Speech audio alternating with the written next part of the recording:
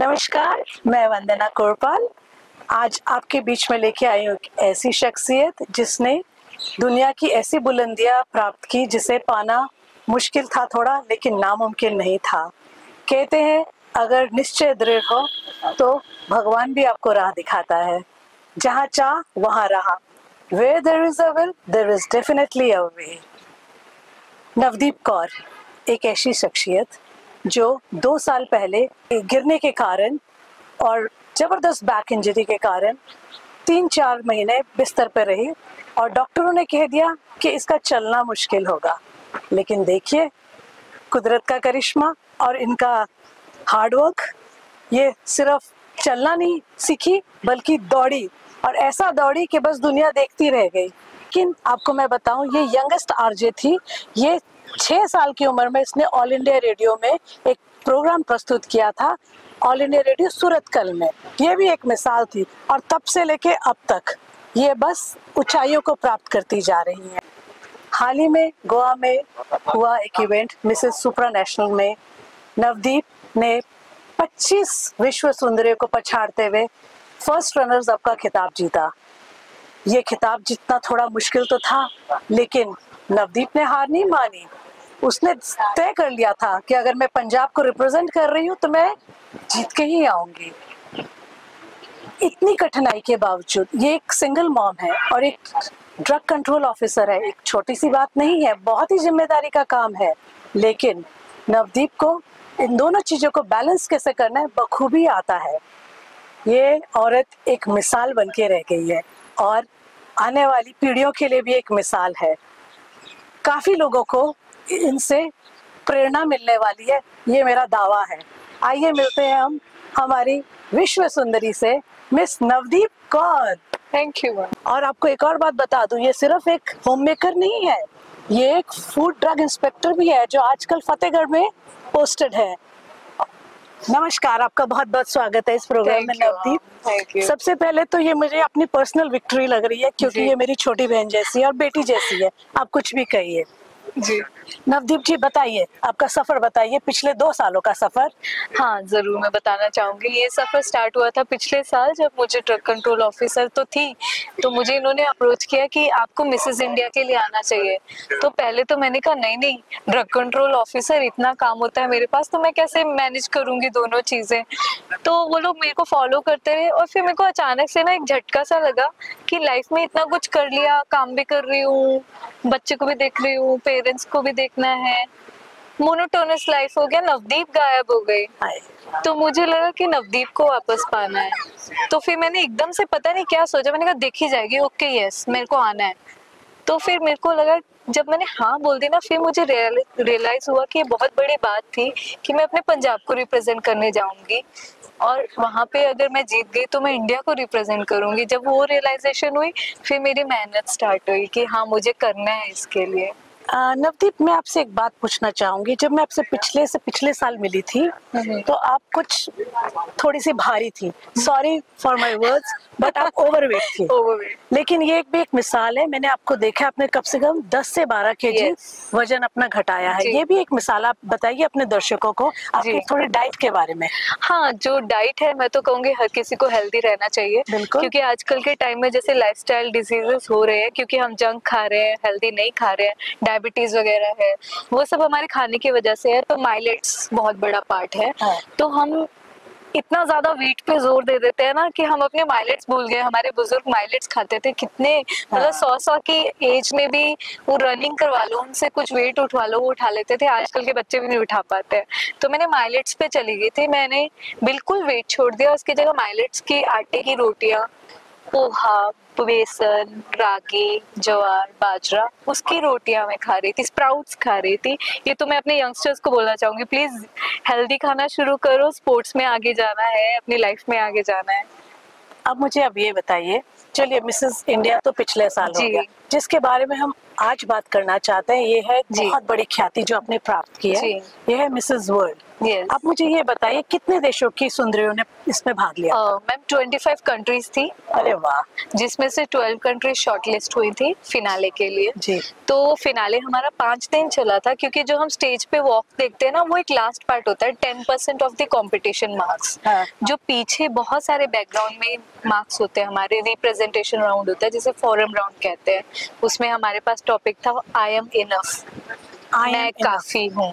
Okay. तो मैंने वही बोला था, मैं एक माँ हूँ, एक ड्रग कंट्रोल ऑफिसर हूँ और एक समाज सेवक हूँ, मैं काफी हूँ। मुझे एक बात बताइए, आप अपनी सफलता का श्रेय किसे देना चाहेंगे? आपको मैं दर्शकों को बता दूं, ये इतनी बहादुर लड़की है, ये एक सिंगल मॉम है, एक 5 साल के बेटे को सिंगल हैंडेडली रेस कर रही है। उसके बावजूद इस लड़की ने कभी पीछे मुड़ के नहीं देखा और आगे से आगे बढ़ती गई।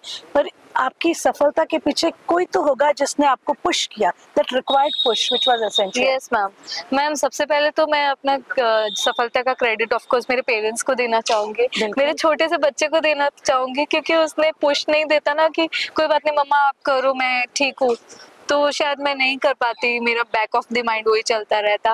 और आप जैसे लोग मैम, जिन्होंने मुझे कहा नहीं तो कर कर, अच्छा होगा, सब कुछ अच्छा होगा, बिलीव इन योरसेल्फ, तो वो बहुत बड़ी चीज थी। नवदीप, मुझे अब ये बताइए संक्षेप में, 5 दिन में जो आगे इस प्रतियोगिता में भाग लेना चाहते हैं, उन औरतों को, उन लेडीज को क्या बताना चाहोगे कि 5 दिन की तैयारी किस तरह होनी चाहिए?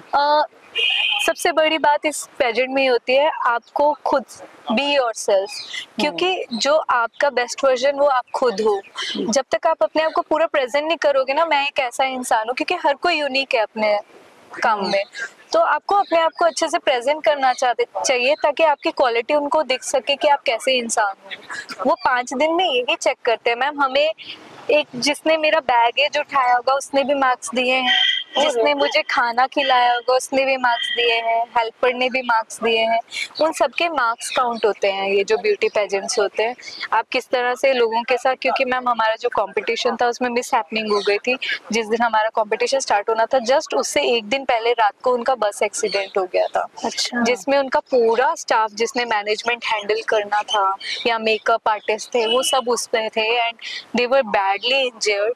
तो मैं पहुंची 28 को और रात को वो लोग, रात के 2 बजे वो लोग पहुंचे इंजर्ड होने के बाद, क्योंकि बीच रास्ते में कुछ कर नहीं सकते थे। ये कहाँ हुआ था? ये मैम गोवा में हुआ था। अच्छा, ये गोवा में हुआ था। तो I am feeling very grateful कि गॉड ने मुझे एक मेडिकल स्टूडेंट बनाया, ड्रग कंट्रोल ऑफिसर बनाया, कि मैं उन लोगों की भी मदद कर सकी। रात के 2 बजे दे केम टू मी कि प्लीज आप चलिए, आप मेडिकल बैकग्राउंड से, एक बार उनको देख लीजिए। अच्छा। तो मेरी प्रैक्टिस या जो मेरा ड्रग कंट्रोल ऑफिसर का है वहाँ काम आया। मैंने उनको चेक किया, तो उसमें से 5 लोग मुझे बहुत सीरियस लगे, जिनकी बैक इंजरी हो गई थी, उनको समझ नहीं आ रहा था। नेक, एक के नेक में कुछ प्रॉब्लम आया था, चेस्ट पे लगा, कईयों के फ्रैक्चर्स हुए, तो उनको वापस भिजवाया गया, तो टाइमली उनका इलाज। मतलब आप कहना चाहती हैं कि आपके हर मूव को नोटिस किया जा रहा था और वो पहले दिन से ही आपको जहन में रख रहे थे कि ये पर्सन ऐसे बिहेव कर रहा है, तो हर किसी का उन्होंने ओपिनियन लिया होगा।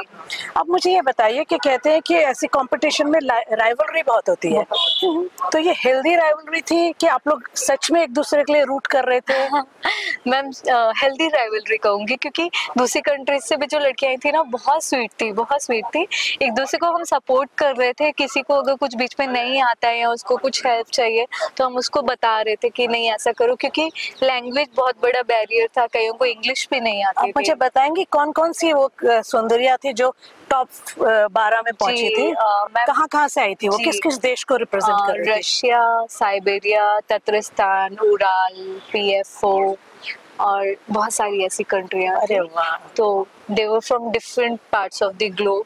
तो मुझे बहुत अच्छा लग रहा है, उनका कल्चर सीखने को मिला, उनके साथ मिक्सअप होने, मुझे लाइफ टाइम के फ्रेंड्स मिल गए हैं।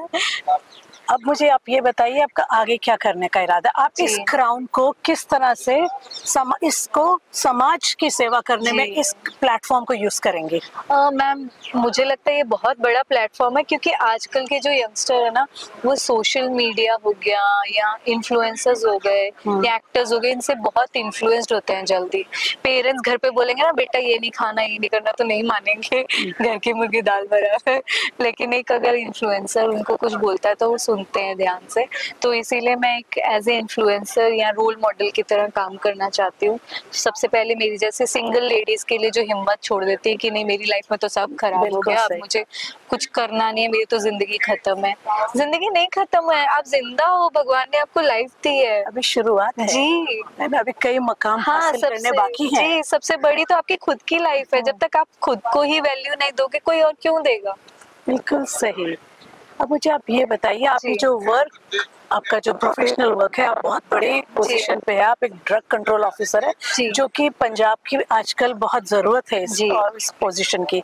तो इसको और आप अपने करंट सिचुएशन को आप कैसे बैलेंस करेंगे? जी मैम देखिए, जैसे आपने कहा था there is a will there is a way, तो वही मेरा भी है। जहाँ जहाँ है तो मेरी चाहत तो है कि मैं ये ब्यूटी कॉन्टेस्ट जो है, मेरा मेन मकसद था मेरी इनर ब्यूटी लोगों को दिख सके, है ना।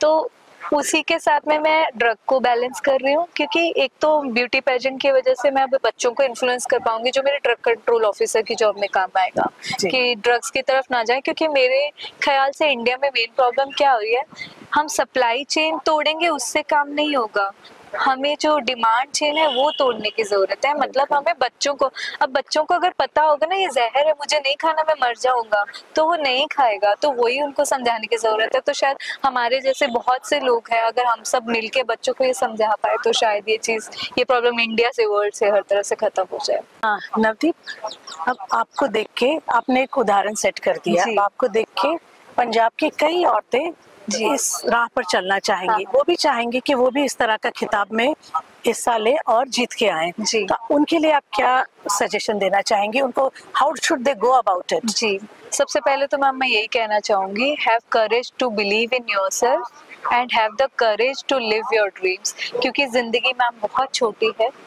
हमें अपनी जिंदगी में जो भी इच्छा है ना पूरी कर लेनी चाहिए, क्योंकि टाइम का नहीं पता, किसी का नहीं पता कब तक है कब तक नहीं है। तो लिव योर लाइफ। नवदीप, आपका ये 35 साल का सफर बहुत ही उतार चढ़ाव वाला रहा है, वो मुझसे ज्यादा कौन जानेगा। मैं आपको बहुत करीब से जानती, मुझे पता है। लेकिन अगर आप अपने इस सफर को एक वाक्य में समेटना चाहेंगी तो आप क्या कहेंगे? मैम मैंने तो लाइफ में एक ही लाइन है जिससे बहुत कुछ सीखा है, लहरों से डरकर कश्ती पार नहीं होती, हिम्मत करने वालों की कभी हार नहीं होती। कभी हार नहीं होती, कभी हार नहीं होती, कभी नहीं। और इसी पॉजिटिव नोट पे हम इस इंटरव्यू का अंत करते हैं। आशा करते हैं नवदीप आप सबको खूब प्रभावित कर सके और आप इसकी हिम्मत से सीख कर आप भी आगे बढ़िए और ऊंचाइयों को छूइए, बुलंदियों को छूइए। नमस्कार। Thank you. नमस्कार।